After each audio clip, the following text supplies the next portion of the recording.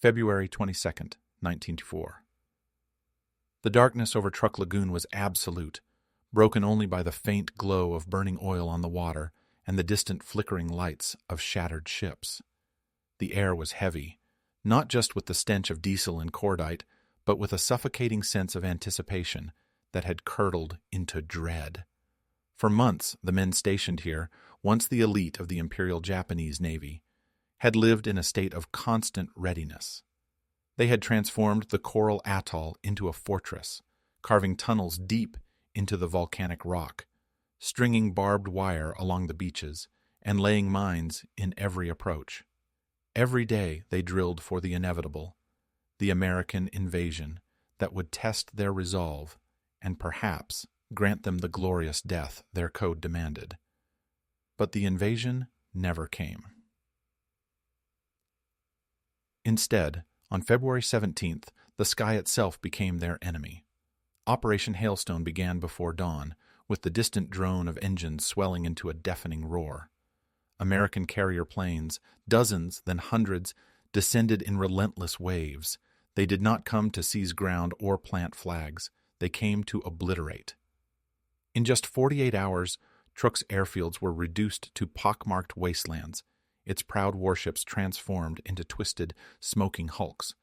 The defenders who had braced for hand-to-hand combat could only watch as their world was dismantled from above. And then, as quickly as the storm had arrived, it was gone. The Americans vanished over the horizon, leaving behind only silence and ruin. Captain Hiroshi Matsuda, a staff officer, captured the mood in his diary. "We prepared for a siege.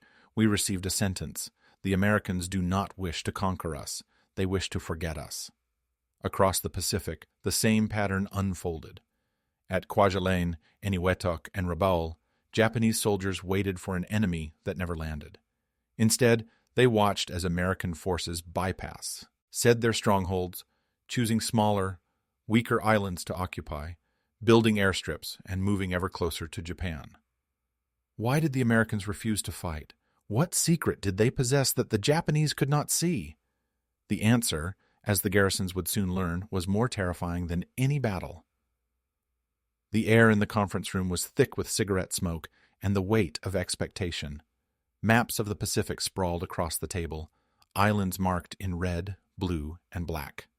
General Tomoyuki Yamashita, the Tiger of Malaya, stood at the head of the table, his finger tracing a bold red line that snaked from the Aleutians to the Solomons. "Here," he announced, his voice echoing off the polished walls, "we will make our stand. Every island, every atoll, a fortress. The Americans will bleed for every grain of sand." Around him, officers nodded in grim agreement. The doctrine was as elegant as it was brutal. Force the enemy to attack, to pay dearly for every advance, to break themselves against the unyielding will of the empire. For years, the Japanese had poured men and material into their island chain, transforming coral reefs into labyrinths of bunkers and pillboxes, turning jungles into killing fields. The plan was a masterpiece of military engineering, a defensive perimeter designed to grind down any invader. It was a vision of war as a test of spirit, a contest of endurance and sacrifice. But across the ocean, the Americans were studying the same map with very different eyes. August 1st, 1943, Guadalcanal. General Alexander Vandegrift, commander of the 1st Marine Division, leaned over the table, his gaze sharp and analytical. He saw not a wall, but a web, one that could be untangled, strand by strand. "We don't need to take every island," he told his staff. "We only need the right ones." The Americans would not play by the rules the Japanese had set. Instead, they would leapfrog from island to island, capturing only those with airfields or harbors, bypassing the rest. The garrisons left behind would be cut off, starved of supplies and reinforcements, left to wither in isolation. Was this strategy born of genius or of necessity? Did the Americans realize the psychological devastation they were about to unleash, not just on the battlefield, but in the minds of their enemy? The answer would soon become clear, as the doctrine of invisibility began to reshape the very nature of the war in the Pacific.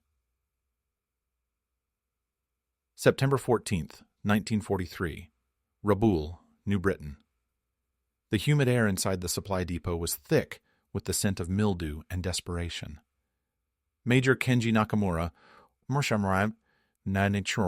quartermaster of the 8th Area Army, stood motionless before the dwindling stacks of rice sacks and battered tins of fish. The once bustling storeroom, where crates had been stacked to the ceiling, now echoed with emptiness. Each day, Nakamura's job grew more impossible. The supply ships that had once threaded their way through the Solomon Sea, braving submarines and air raids, had simply stopped coming. The radio, once a lifeline to the outside world, now brought only terse, anxious messages from headquarters. Conserve ammunition, ration food, prepare for isolation. By October, the numbers told a story of slow-motion disaster. Rabaul, the Empire's greatest stronghold in the South Pacific, was home to nearly 100,000 men, soldiers, sailors, airmen, and laborers. They had once received 12,000 tons of supplies each month, enough to feed, clothe, and arm an army. Now, barely 2,000 tons trickled in, most of it by submarine. The rest was lost to the sea, sunk by American torpedoes or bombs. The medical staff reported malaria cases rising sharply, and the last bottles of quinine had been emptied weeks before. Nakamura's logbook, once a record of abundance, became a grim ledger of decline. October 3rd, rice ration cut to 400 grams per day. October 17th, no meat for 2 weeks. November 2nd, men foraging for roots and leaves. November 19th, first deaths from starvation. Each entry was a small defeat, a step closer to the abyss. Nakamura watched as men who had once marched with pride now shuffled through the camp, their uniforms hanging loose on emaciated frames. The officers tried to maintain discipline, but hunger gnawed at the edges of order. Fights broke out over scraps of food. Men risked punishment to steal from the kitchens or sneak into the jungle in search of anything edible. The jungle, once a barrier against the enemy, became a last, desperate hope. Meanwhile, the Americans were everywhere and nowhere. From their new airfields on Bougainville and Green Island, they launched daily raids on Rabaul. The sky would fill with the drone of engines, bombs would fall, and then the planes would vanish. But the Americans never landed. They never gave the Japanese the battle they craved. Instead, they circled like sharks, waiting for the garrison to weaken, to rot from within. The psychological toll was as severe as the physical. The men of Rabaul had been trained to fight, to die if necessary, but not to wait, not to starve. The code of Bushido offered no guidance for this kind of war. There was no glory in hunger, no honor in wasting away. Nakamura saw it in their eyes, the slow erosion of hope, the creeping sense of futility. Across the Pacific, the same story played out in other isolated outposts. On Wake Island, 20,600 miles to the east, Captain Masao Kanai faced the same slow death. His men, once the proud defenders of a vital airbase, now dug gardens in the coral sand, fished with hand lines, and boiled seaweed for soup. "We are not soldiers," Kanai wrote in his diary. "We are ghosts, haunting a battlefield that no longer exists." The Americans had passed Wake, leaving its garrison to wither. The men watched American ships pass on the horizon, close enough to see through binoculars, but always out of reach. The enemy did not come for them. The enemy simply ignored them. The mathematics of starvation were relentless. Every bypassed garrison became a prison. Every day without supplies, another step toward oblivion.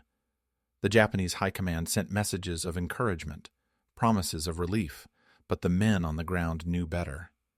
They watched the jungle reclaim their fortifications, saw the rats grow fat on the bodies of the dead. Disease spread unchecked, malaria, dysentery, beriberi.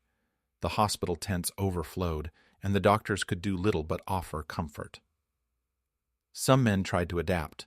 Nakamura organized foraging parties, sent men to trap birds and lizards, to gather wild yams and edible ferns. But the jungle was unforgiving, and many plants were poisonous. There were stories of entire squads falling ill after eating the wrong berries, of men dying in agony from toxic roots. The strong helped the weak, but as the weeks dragged on, everyone grew weaker. The Americans, for their part, watched and waited. Their strategy was as cold as it was effective. By bypassing the strongholds, they forced the Japanese to fight a new kind of war, a war against hunger, disease, and despair. The garrisons, once the pride of the empire, became liabilities. Every sack of rice, every bullet, every dose of medicine sent to Rabaul or Wake was a resource that could not be used elsewhere. The Americans understood this arithmetic. They did not need to storm the beaches. They only needed to let time do their work. As the months passed, Nakamura's logbook filled with the names of the dead. Some succumbed to illness, others to starvation, a few to suicide. The officers tried to maintain rituals, morning roll call, flag ceremonies, even train. Exercises, but the routines felt hollow. The men went through the motions, but their hearts were not in it. They were waiting, not for the enemy, but for the end. How long can an army survive when its only enemy is time? The question haunted Nakamura as he made his rounds each night, listening to the coughs and groans from the hospital tents, the quiet weeping of men who knew they would never see home again. The Americans had found a way to win without fighting, to turn the very strength of the Japanese, discipline, endurance, the will to resist, into a slow, suffocating defeat. And as the sun set over the jungle, casting long shadows across the empty parade ground, Nakamura realized that the greatest terror was not death, but the slow, inevitable erasure of everything they had fought to defend. The Americans had made the garrisons invisible, and in that invisibility they were being consumed, one day, one meal, one man at a time. December 5th, 1943. Palau Islands. The sun was sinking low, painting the sea in molten gold, when Lieutenant Commander Satoru Fujita raised his binoculars and scanned the horizon. There, in the shimmering distance, American ships moved in silent procession, gray silhouettes gliding past, indifferent and untouchable. Fujita's men stood at their guns, eyes fixed, knuckles white, waiting for the order to fire. But the Americans never came within range. They did not even alter course. They simply passed by, as if the garrison on Palau did not exist. At first, Fujita's frustration was a hot, simmering anger. He had trained his men for battle, drilled them in the art of defense, prepared them for the glorious sacrifice their code demanded. But as the days turned to weeks, and the weeks to months, that anger curdled into something colder, fear. "They do not even acknowledge us," he confided to his second-in-command one night, his voice barely above a whisper. "We are not worth their bullets." Across the Pacific, the same story unfolded in 100 isolated outposts. Japanese officers struggled to maintain discipline as the purpose of their garrisons slipped away. Soldiers drilled, cleaned weapons, and rehearsed for attacks that would never come.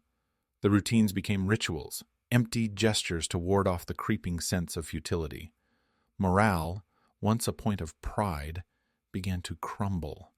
Men who had once boasted of dying for the emperor now whispered doubts in the darkness. Rumors spread like wildfire. The Americans had a secret weapon, a way to make entire armies disappear without a trace. The contrast between official reports and private reality grew starker with each passing day. Reports to Tokyo were filled with the language of resolve, maintaining readiness, preparing for decisive battle, awaiting the enemy's approach. The High Command demanded vigilance, discipline, and unwavering spirit. But the letters home, smuggled out on rare supply runs or entrusted to departing officers, told a different story. They spoke of boredom, hunger, and shame. They spoke of men who felt themselves fading, not from wounds or disease, but from neglect. Sergeant Ichiro Saito, stationed on Yap, wrote to his wife in a letter he never knew would reach her. I have not seen the enemy in 6 months. I do not know if I ever will. I fear I will die here, not in battle, but in silence. We are forgotten, even by those we are supposed to fight. The Americans, for their part, understood the power of psychological warfare. They did not need to storm the beaches or engage in costly assaults. Instead, they struck at random, their carrier planes swooping in to destroy gardens, water tanks, and fishing boats. They targeted the means of survival, not the means of resistance. The message was unmistakable. You are not forgotten, but you are not important. You are not a threat. You are an afterthought. This new form of warfare was insidious. It eroded the very foundation of the Japanese military ethos. The men had been taught that death in battle was the highest honor, that to die for the emperor was to achieve immortality. But what honor was there in being ignored? What immortality awaited those who simply faded away, their sacrifices unrecognized, their existence unacknowledged? Fujita saw the change in his men. The sharpness in their eyes dulled, the pride in their bearing sagged. Some grew reckless, volunteering for dangerous patrols in the hope of encountering the enemy. Others withdrew, speaking less, eating less, their spirits shrinking with each passing day. The officers tried to rally them with speeches, with stories of past glories, but the words rang hollow. The enemy was not at the gates. The enemy was absence itself. In Tokyo, the high command clung to the illusion of control. They issued orders, demanded reports, and planned for battles that would never come.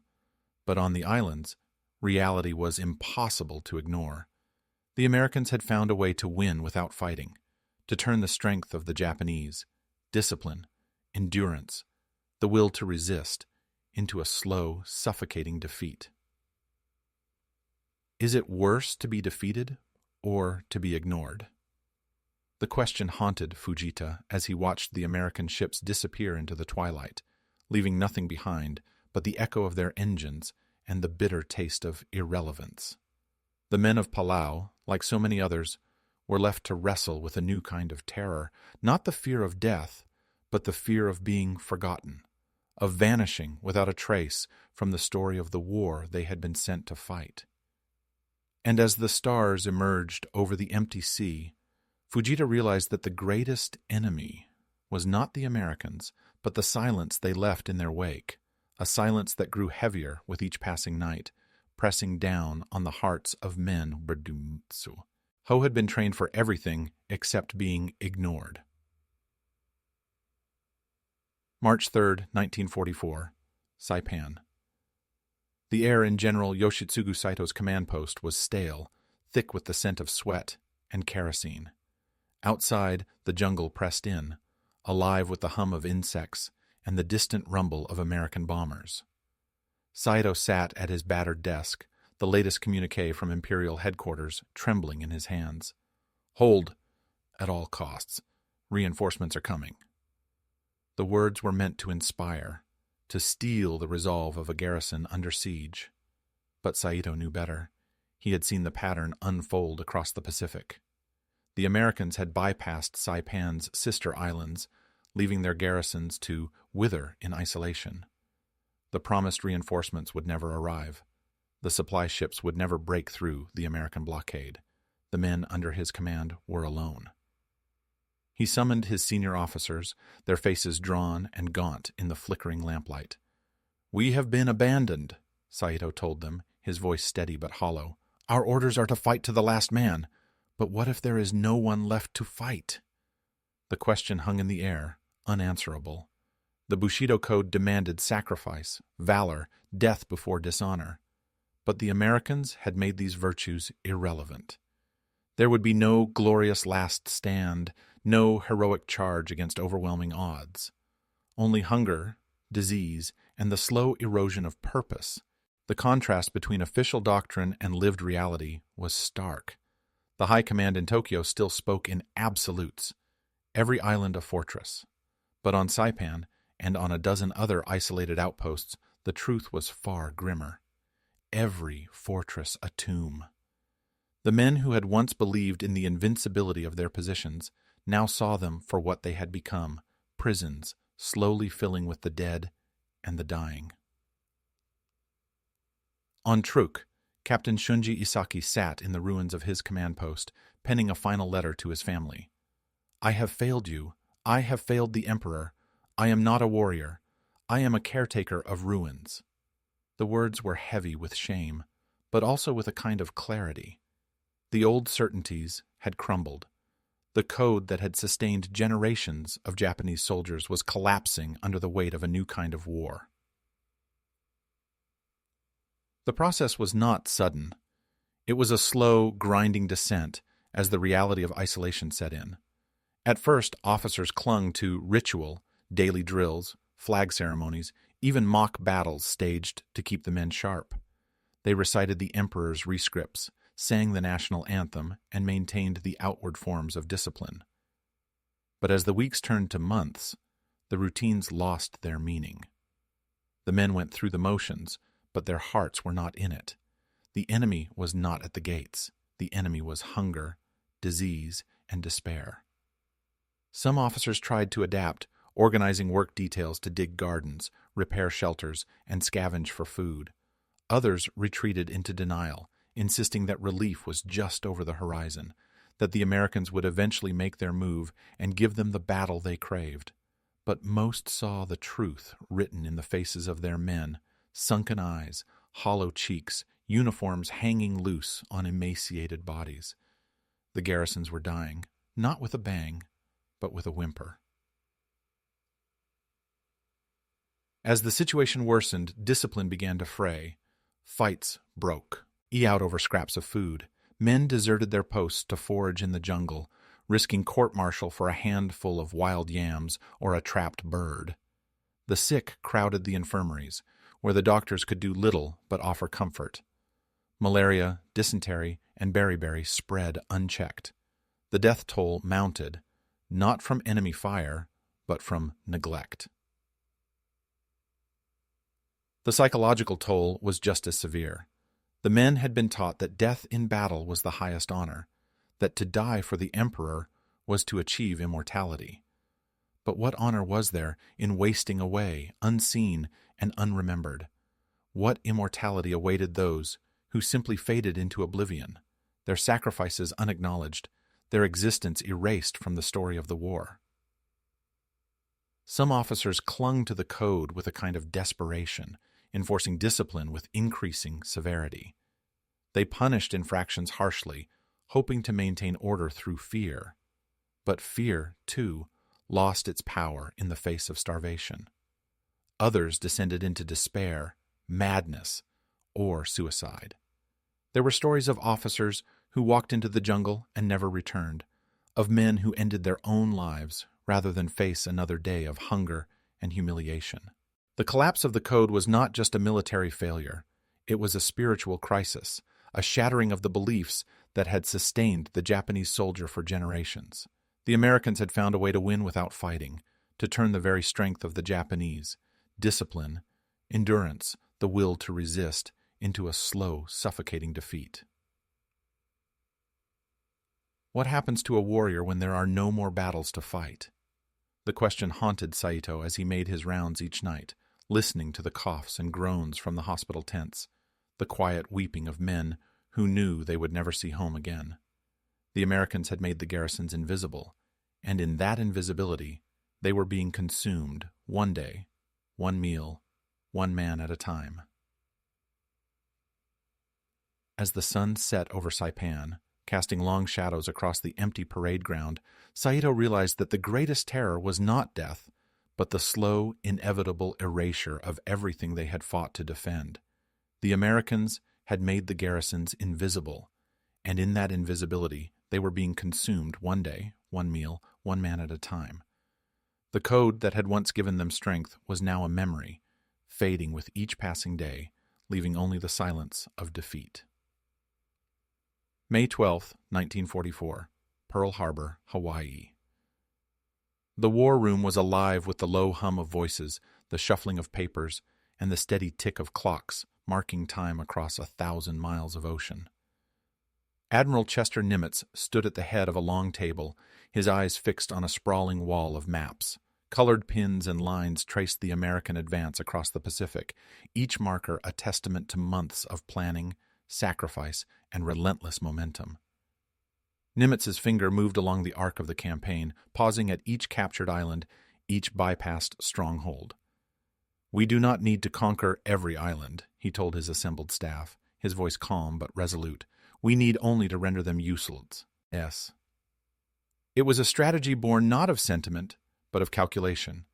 The calculus was cold, efficient, and devastating. Every Japanese garrison left behind was a division that could not be redeployed, a force that would wither in isolation. Every new airfield built on a captured atoll brought Tokyo closer within range of American bombers. Every supply ship sunk by submarines or aircraft was another nail in the Empire's coffin, another step toward strangling Japan's war machine. The numbers told the story. By mid-1944, American submarines were sinking Japanese merchant ships at a rate the Empire could not replace. Oil, rice, and ammunition grew scarce, not just on the front lines, but in the heart of Japan itself. The once mighty Japanese fleet, battered and starved of fuel, was forced to hide in distant anchorages, unable to challenge American dominance at sea. The garrisons on Rabaul, Truk, and Wake, once the pride of the imperial military, became liabilities, consuming precious resources but contributing nothing to the defense of the homeland.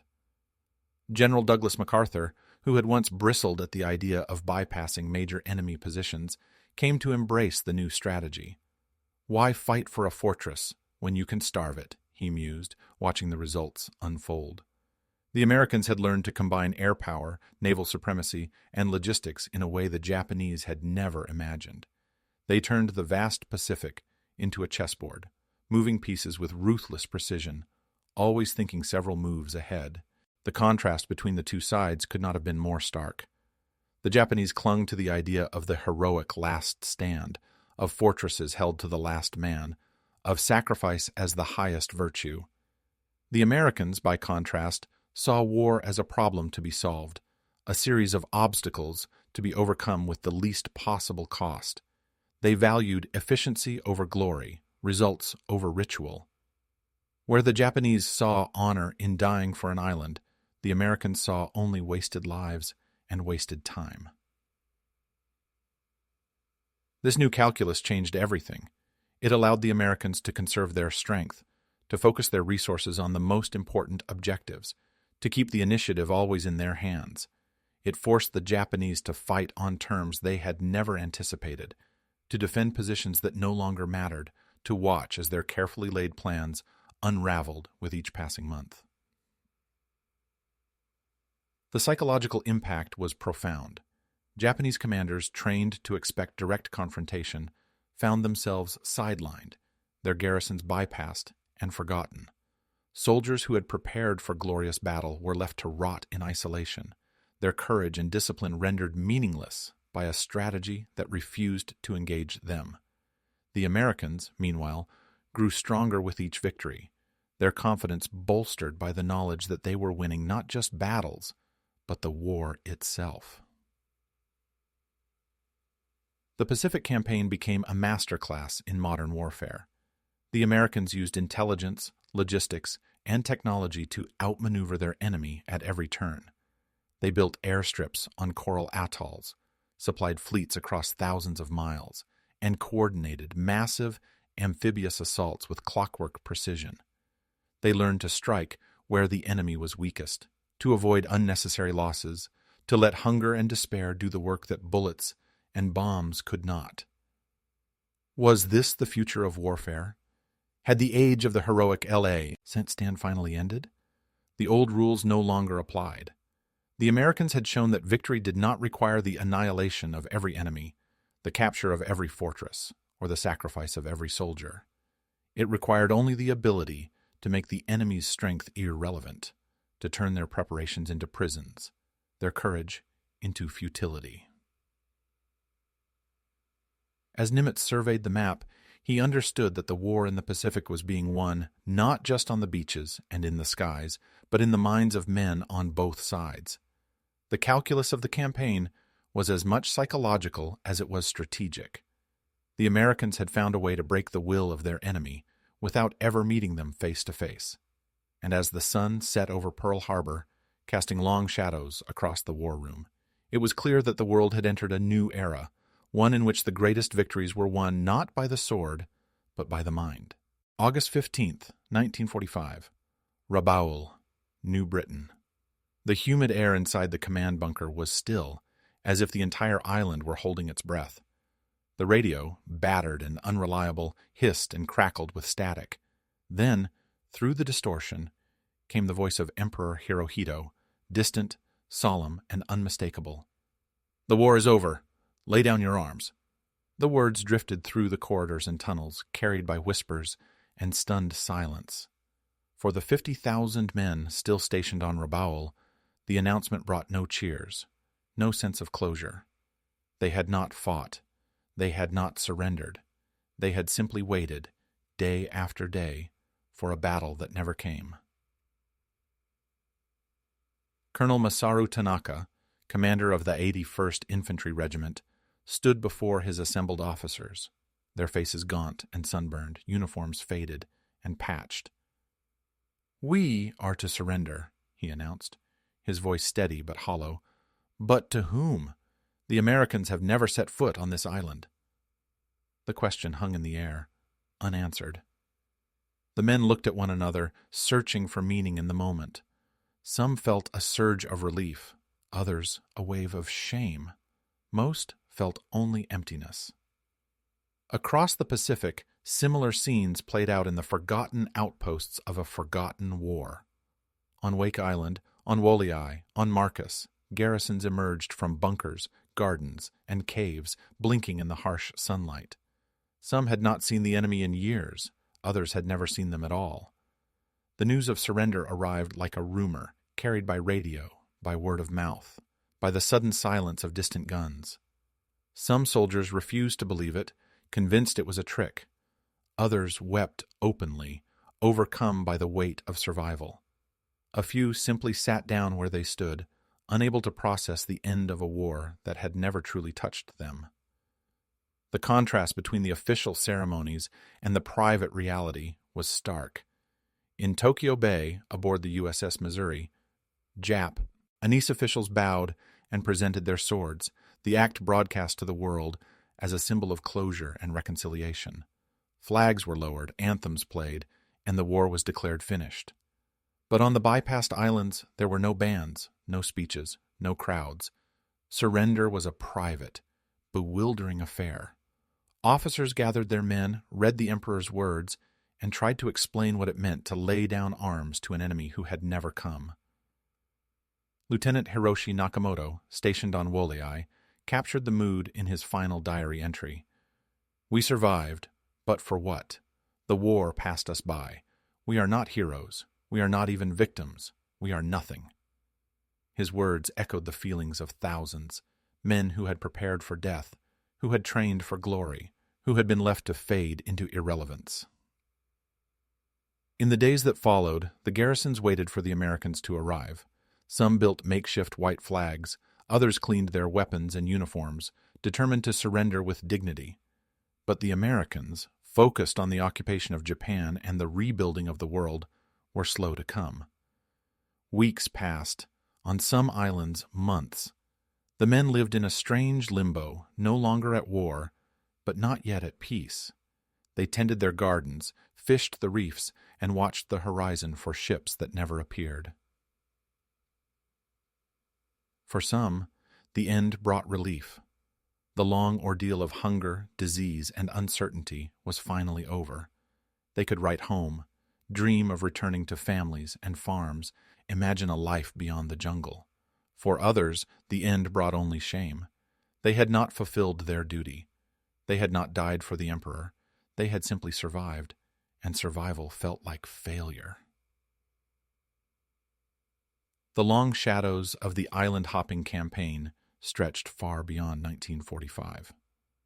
In the years that followed, Japanese holdouts continued to emerge from the jungles and caves, refusing to believe they had been forgotten. On Anadahan, Guam, and even as far as the Philippines, small groups of soldiers held out for years, convinced the war was still being fought. Some surrendered only when confronted by former comrades or family members. Others vanished into legend, their fates unknown. The psychological scars ran deep. The men who returned home found a country changed beyond recognition. The stories of their isolation were met with confusion, sometimes even ridicule. They were not celebrated as heroes nor mourned as martyrs. They were, as Nakamoto wrote, nothing, ghosts of a war that had moved on without them. Is it possible to lose a war without ever fighting a battle? The question lingered in the minds of the bypassed garrisons, a riddle with no answer. They had been trained to fight, to die if necessary, but not to wait, not to be ignored. The Americans had found a way to win without confrontation, to turn the strength and discipline of the Japanese soldier into a slow, suffocating defeat. As the months passed and the world rebuilt itself, the memory of the bypassed islands faded. The jungle reclaimed the bunkers and airfields. The sea swallowed the wrecks of ships and planes. Only the diaries, the letters, and the haunted eyes of the survivors remained, a testament to a war fought in silence, a war lost not in battle, but in the long, unbroken shadow of neglect. And so, as the sun set over Rabaul and the other forgotten outposts, the men who had waited for the enemy realized that the greatest defeat was not to be conquered, but to be left behind. The war had ended, but its shadows would linger for a lifetime. October 3rd, 1951, Anadahan Island, Northern Marianas. The morning sun shimmered on the restless sea as a U.S. Navy patrol boat crept toward the shore, its white flag fluttering in the breeze. On the beach, a small group of Japanese soldiers stood at rigid attention, their uniforms faded to the color of sand, their rifles rusted, but still slung with the dignity of men who had never surrendered. For 6 long years, Af. Terror, the Emperor's voice, had declared the war over. These men had waited, hidden in the jungle, living off coconuts and rainwater, haunted by rumors and memories, convinced that the Americans would one day return to finish what had begun. Lieutenant Kojiro Yamamoto, their leader, stepped forward as the American officer disembarked. He saluted crisply, his face gaunt, but his bearing unbroken. "We are ready to resume the fight," he declared, his voice steady, as if the years of isolation had been nothing more than a long, uneasy truce. The American officer, young and sunburned, shook his head with a mixture of pity and disbelief. "The war is over," he replied gently. "It has been over for years." For a moment, Yamamoto's composure faltered. His eyes searched the horizon, as if expecting to see the ghostly shapes of American warships, the thunder of battle, the world he had prepared for but never faced. "Then why did you never come for us?" he asked, his voice cracking with a pain deeper than defeat. The question hung in the salty air, unanswered. The ghosts of the Pacific haunted both sides of the old conflict. For the Japanese, the terror was not the shame of surrender, but the agony of irrelevance. They had been trained to die for the emperor, to fight to the last man, to find meaning in sacrifice. But the Americans had denied them even that. They had not been conquered, they had been forgotten. Their courage, their discipline, their suffering, all had faded into the jungle, unremarked and unrewarded. For the Americans, the lesson was equally profound. The island-hopping campaign had shown that sometimes the most effective weapon is not the sword, but the silence that follows. By bypassing strongholds, by refusing to engage on the enemy's terms, they had won a war of attrition not just against bodies, but against beliefs. The cost was measured not only in lives saved, but in the psychological toll exacted on those left behind. The war had ended, but its echoes lingered in the empty bunkers, the overgrown airstrips, the haunted eyes of men who had waited for a battle that would never come. As the patrol boat ferried the survivors away from Anatahan, the island receded into the mist. Another chapter closed, but never quite finished. The world moved on, but the questions remained. What does it mean to be a soldier when there is no war left to fight? What becomes of loyalty, of honor, when the cause itself has vanished into history? And for those watching, the story of the ghosts of the Pacific is more than a tale of endurance or tragedy. It is a reminder of the strange, cruel power of being forgotten. Sometimes the greatest terror is not defeat, but the slow, silent erasure of purpose. What would you have done in their place? Would you have surrendered or waited for a battle that would never come? The ghosts of the Pacific still whisper their answer, somewhere between the waves and the wind, in a language only those left behind can truly understand. April 12th, 1965, Tokyo. The city outside was alive with the hum of a new era, neon lights, crowded trains, the relentless pulse of progress. But inside a modest apartment, time seemed to move differently. Former General Hideo Takahashi sat at a low table, surrounded by shelves of books and yellowed documents, the ghosts of his past never far from reach. For 2 decades, he had tried to make sense of the war that had shaped and shattered his generation. The island-hopping campaign, in particular, haunted him. He had read every report, every diary, every after-action analysis he could find, searching for the moment when everything he believed about war had been quietly, irrevocably undone. In a rare interview, Takahashi spoke with a candor that surprised even himself. "We prepared for a war of courage," he said, his voice soft but unwavering. "The Americans fought a war of patience. We built fortresses. They built runways. We sought glory. They sought victory." He paused, looking down at his hands, remembering the faces of men who had trusted him to lead them into battle. "We thought the world would remember our sacrifice, but the world remembers who wins." The lessons of the Pacific Campaign echoed through the decades, far beyond the jungles and atolls where they were first written. Military academies from West Point to Sandhurst dissected the strategy, searching for its secrets. Some saw it as a triumph of logistics and industrial might, a demonstration that wars are won as much by supply lines and planning as by bravery and blood. Others saw it as a warning. Never let your enemy choose the terms of battle. Never allow yourself to be drawn into a fight that serves only their purpose. Takahashi watched as new generations of officers debated the meaning of the campaign. Some admired the American ingenuity, the willingness to break with tradition and rewrite the rules. Others mourned the loss of the old certainties, the rituals of honor and sacrifice that had defined the warrior's path for centuries. The world, it seemed, had moved on, but the questions remained. He wondered sometimes if the greatest terror in war was not death, but the loss of meaning.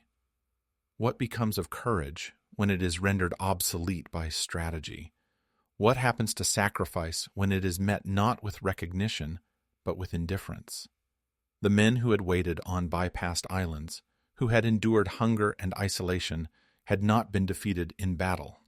They had been erased from the story, their suffering unacknowledged, their purpose denied. As the interview ended, Takahashi gazed out the window at the city below, the lights stretching to the horizon. The world was different now, faster, more connected, more complex. But he knew that the lessons of the past still mattered. The future of war would not be decided by the size of armies or the strength of fortresses, but by the ability to adapt, to find meaning even in the face of irrelevance. Is the greatest terror in war not death, but the loss of meaning? The question lingered in the quiet room, unanswered as Takahashi closed his eyes and listened to the distant sounds of a city that had survived and moved on. August 14th, 1945. Rabaul, New Britain. The world outside was silent, save for the distant call of birds and the slow drip of water from the ceiling of the underground command post.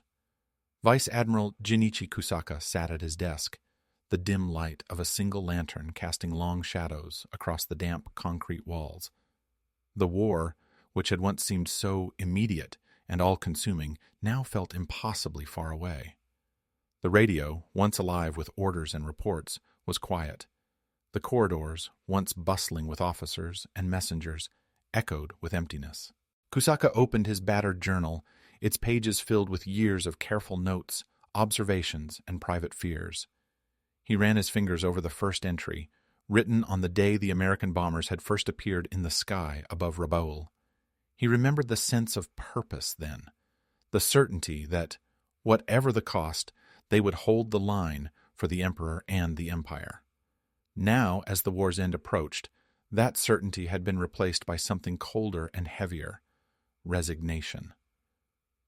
His final entry was brief, but it carried the weight of everything he had witnessed and endured. We were prepared to die for the Emperor. Instead, we lived for nothing. The Americans have shown us a new kind of war, one that kills not the body, but the spirit. May future generations learn from our silence. He closed the journal and set it aside, listening to the quiet that had become his only companion. Outside, the sun was setting over the abandoned airfields and empty bunkers, painting the sky in shades of red and gold. The jungle had begun to reclaim the runways, vines curling over rusted vehicles and shattered gun emplacements.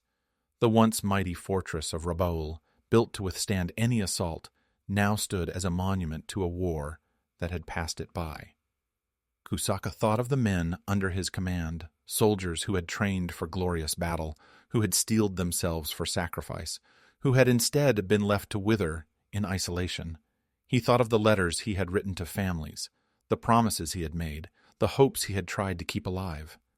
In the end, it was not the enemy's bullets or bombs that had defeated them, but the slow, relentless erosion of meaning. The Americans had fought a war not just of weapons, but of patience and strategy, turning strength into weakness, courage into futility. As darkness fell, Kusaka rose from his desk and walked the length of the bunker one last time. He paused at the entrance, looking out at the overgrown parade ground where, years before, he had addressed his troops with pride. Now, the only sound was the wind in the trees and the distant crash of waves against the shore. The empire he had served was gone, its ambitions dissolved in the vastness of the Pacific. The island-hopping strategy had not just won a war, it had changed the very nature of warfare. It had shown that victory could be achieved not by direct confrontation, but by making the enemy irrelevant, by denying them the battle they sought, by turning their fortresses into prisons, their warriors into ghosts. As the last light faded from the sky, Kusaka understood that the true legacy of the campaign was not in the battles fought or the territory gained, but in the silence that followed, the silence of men who had been prepared to die, but who had instead been left behind. And so, as night settled over Rabaul, the final echoes of the Japanese Empire faded into the darkness, leaving only the lessons of a war that had rewritten the rules, and the hope that future generations would listen to the silence and understand